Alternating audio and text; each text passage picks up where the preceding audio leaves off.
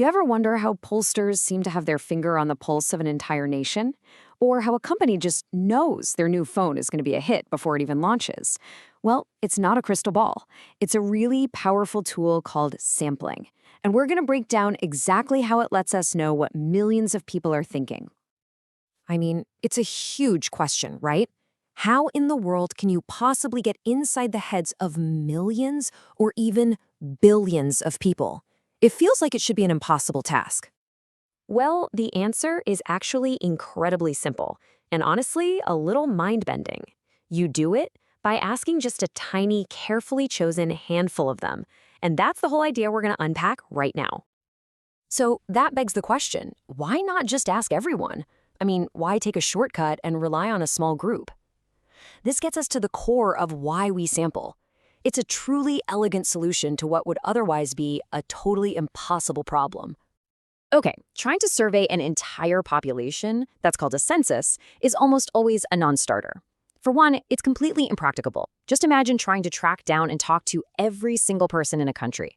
It's also wildly expensive. We're talking immense resources. And maybe most importantly, it is way, way too slow for a world that needs answers yesterday. And this right here, this is the magic trick of sampling.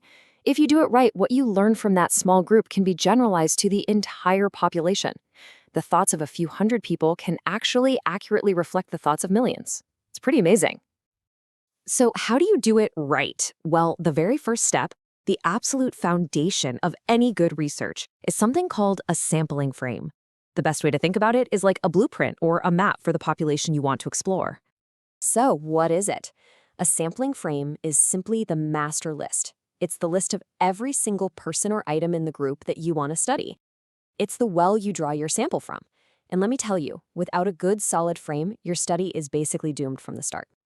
And this shows you exactly how it works in the real world. Let's say you want to know about customer satisfaction at a bank. Well, your sampling frame is pretty obvious. It's the bank's own customer database.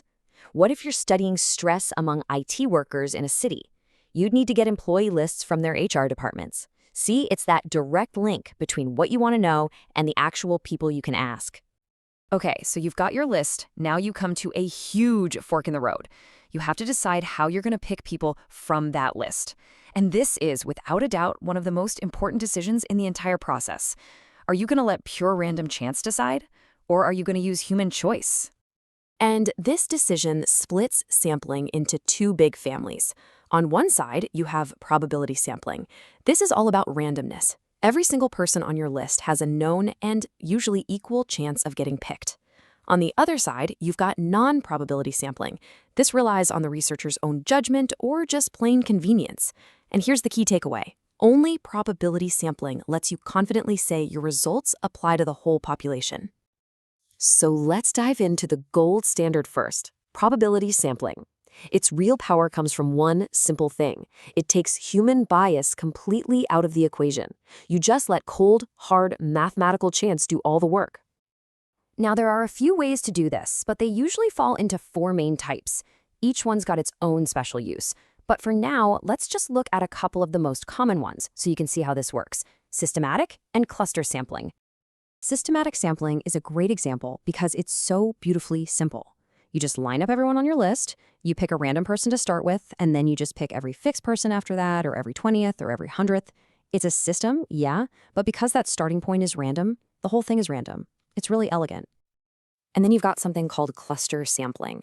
This is a total game changer when your population is spread out all over the place. Instead of trying to pick individuals from across a whole country, you first divide the population into groups or clusters, like all the cities in a state. Then you randomly pick a few of those entire cities to survey. But what about that other path? Sometimes being perfectly random isn't the main goal, or maybe it's just not possible. So let's take a look at non-probability sampling, where a researcher's choice or just pure convenience is what drives the whole process. And just like with probability methods, there are a few common ways to do this too. You often see these techniques in early-stage research or in situations where a true random sample just isn't in the cards. Let's check out a couple of examples to see what I mean. Quota sampling is a perfect example. A researcher decides up front, okay, I need my sample to have certain characteristics. For instance, I need to talk to 50 men and 50 women. Then they just go out and find people who fit that description until their quotas are full. It looks balanced, but the critical thing to remember is that the people within each group weren't picked randomly. And then there's this really fascinating method called snowball sampling. The name is perfect. It's what you use when you're trying to reach groups that are hidden or just really hard to find.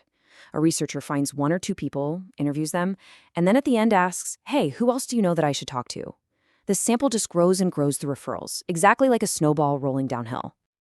All right, now for what might be the most critical part of all this. Knowing how sampling works is one thing, but knowing how it can go wrong is how you become a really smart consumer of information. So what are the big pitfalls? First, you've got sampling errors. These are problems that come directly from the act of sampling itself. A frame error means your master list was flawed from the get-go. Maybe it left a whole group of people out. A selection error means you messed up the random process.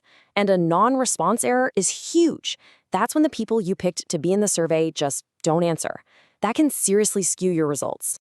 But get this, even if your sample is absolutely perfect, things can still go completely off the rails.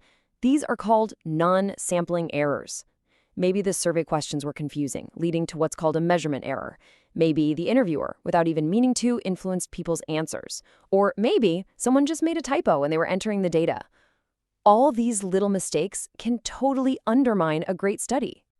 So, we have covered a ton of ground here. We've looked at why we sample, the different ways to do it, and all the things that can go wrong. And that brings us to the final crucial takeaway. The next time you see a headline about some new poll or study, what is the single most powerful question you can ask yourself? It's this one right here. Was the sample based on random mathematical chance, or was it based on a researcher's choice? Because honestly, the answer to that one simple question tells you almost everything you need to know about how much you should trust the results.